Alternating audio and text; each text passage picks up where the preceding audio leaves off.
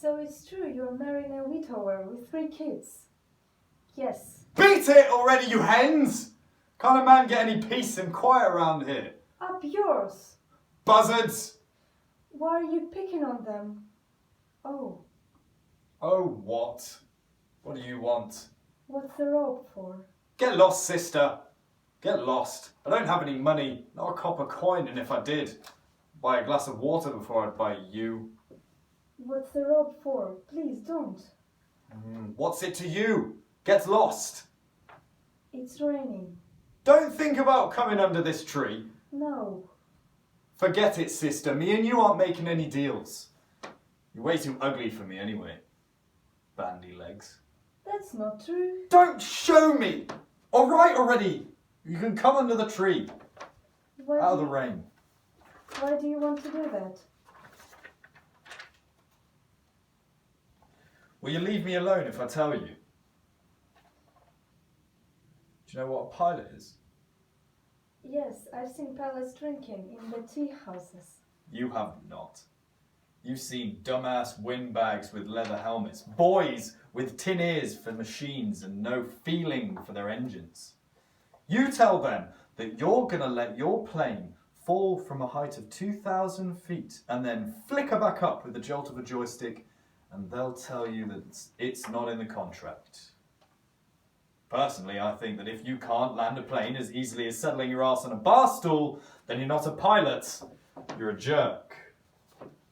I'm a pilot. Yet I'm the biggest jerk of them all. Because I read every page in every textbook in the school in Peking except for one. That's the page which tells you they don't need any more pilots. So I'm a pilot without a plane. I'm a mail carrier with no mail. You would never understand that. I think I do understand. No, I said you can't understand, so you can't understand. Stop blubbering. No. It's bad for your skin. I've stopped. See? Can't even wipe your face. If you're going to remain an obstacle to my suicide, you could at least talk. I don't know what to say. Why do you want to cut me down from that tree, sister? I'm shocked. Surely it's only because the evening is so gloomy that you'd think of doing that. Who are you? Tell me something. Like what? I have a small shop. Oh, I see. You're not a hooker, you're a shopkeeper. Now I have a shop. Before that, I walked the streets. Oh, and this shop just fell out of the sky from the heavens. Yes. One enchanted evening, the gods just walked up and handed you the money. It was a dome. Got any other talents besides lying? I'm rich, I told myself. I live alone, I sleep alone. A whole year I told myself I'm not doing anything with men. And yet now you're marrying one. In the tea house by the pond. What do you know about love? Everything. You know nothing, sister. You ever enjoy it? No. Enjoy this? Yes. I haven't had food in 2 days, sister. Water in 1. I could make love to you even if I wanted to. It's beautiful in the rain.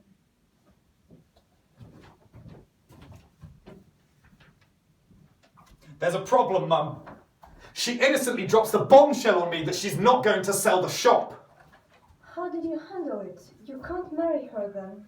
Well, there's no point talking to her about money and stuff. She's got shit for brains. I sent for her cousin. But he wants her married to the barber. Don't worry about that. I sorted it. I gave the barber a face full of how much she wants me. You haven't raised your glass to your bride yet. To what should I toast? The future. May the bridegroom someday own his own dinner jacket. But may the bride's dress get soaked in the rain from time to time. To everything we want for ourselves.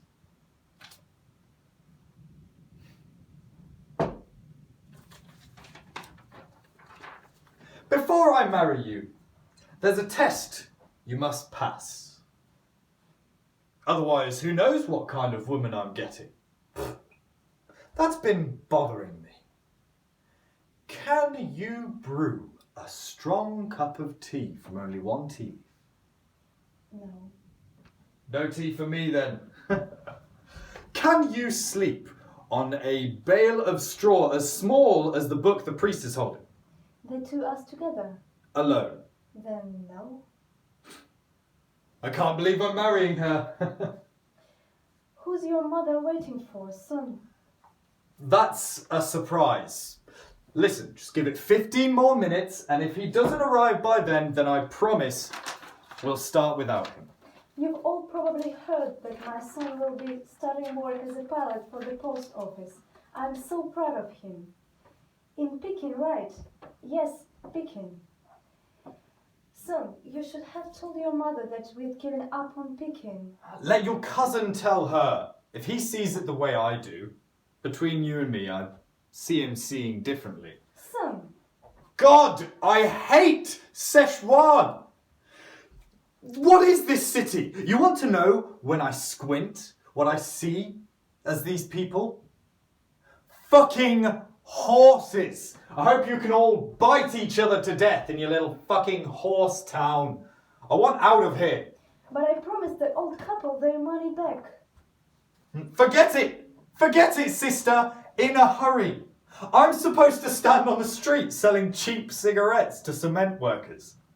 Me. Yang Sun, the pilot. I'd rather blow the 200 in one night drinking, and your cousin knows that. We have a deal. He was supposed to bring the 300 to the wedding. My cousin can't come. What?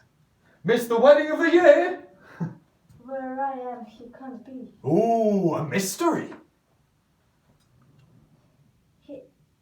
He isn't bringing you $300 silver, not now. Why not? He says you only have one ticket to Pekin. That was yesterday. This is today. My mum doesn't need to know about the 2 tickets. Just me and you. Do you think your cousin will oppose the marriage now?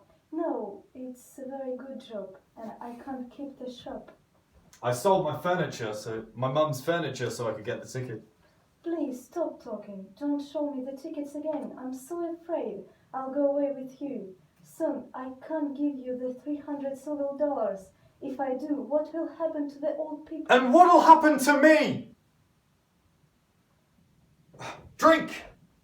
Or did you forget that or did you join a temperance league? I don't like temperate women. When I drink, it's like I'm flying again. Maybe if you get drunk, you'll understand. Please don't think I don't understand you. You want to fly and I can't help you. Here, my love, have a plane. But it's too bad it's only got one wing. Son, we can't come by the job in Pekin honorably. That's why you have to give back the $200 silver.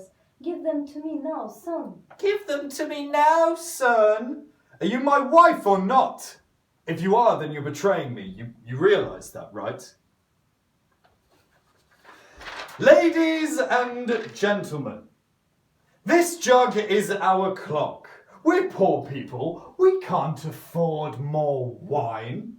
So, when this wine has been drunk by the guest to its dregs, then the clock's unwound forever.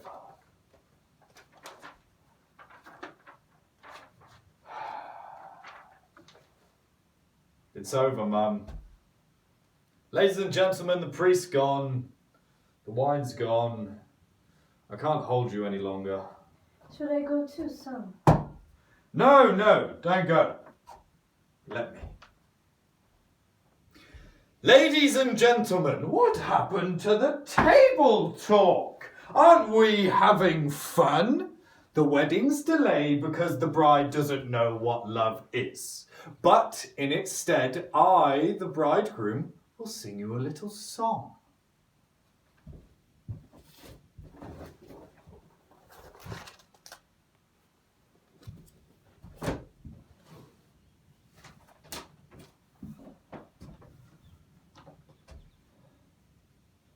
Anything anything you'd like to tell me, Mr. Jansson? I don't have the money anymore. He can have a job in my factory. His wages will be garnished till the 200 silver dollars are paid back. So it's the factory or jail? The choice is yours. I don't suppose I can speak to Shantae about this. No.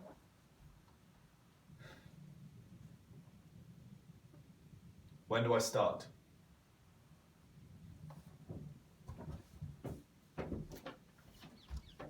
Am I disturbing you?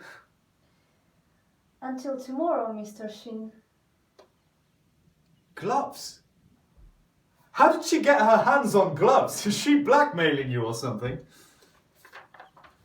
You have a soft spot. I'd have never have guessed. Listen, it's bad for the firm. Another warning from the police. We've been allowed twice the number of workers permitted in that place by the police, and yet still you keep packing them in. Something has to stop, Mr. Shweetar. The firm wishes to see her representative, respectably dressed. Did you buy this for me? Try it on, see if it fits. Your humble servant. Now, back to business. You have to speak to the barber about the new project today. The barber's conditions are unacceptable. But you won't tell me what his conditions are. The barracks are good enough. Good enough for the zombies you hire, but not good enough for the tobacco. It's getting damp. When Mitsu gets here, I'll ask about leasing the new warehouse space from her. With a better physical plant, we would be able to hire better workers. Fire the beggars, wrecks and stumps that we're employing now. I'll rub Mitsu's fat knees underneath the table and she'll charge us half. I've got water here for sale, but I'm standing in the rain, walked for miles with the pail, and my labors were in vain. The goddamn water cellar! As soon as he's finished singing, he'll start raising a ruckus again. Mr. Shuta, before she disappeared, Shantae told me she was pregnant. What?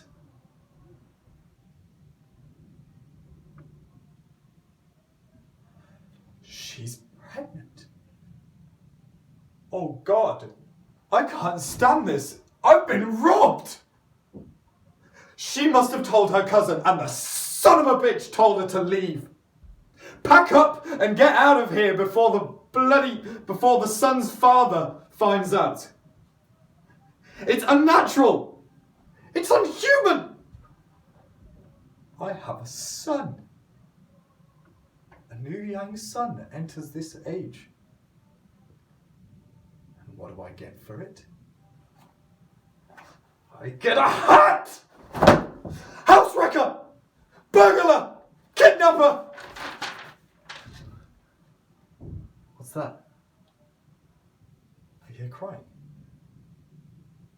Why was someone crying back there? It's not that heartless prick Shweetar. He'd never cry in his life. If she's knocked up back there, I need to flush her out.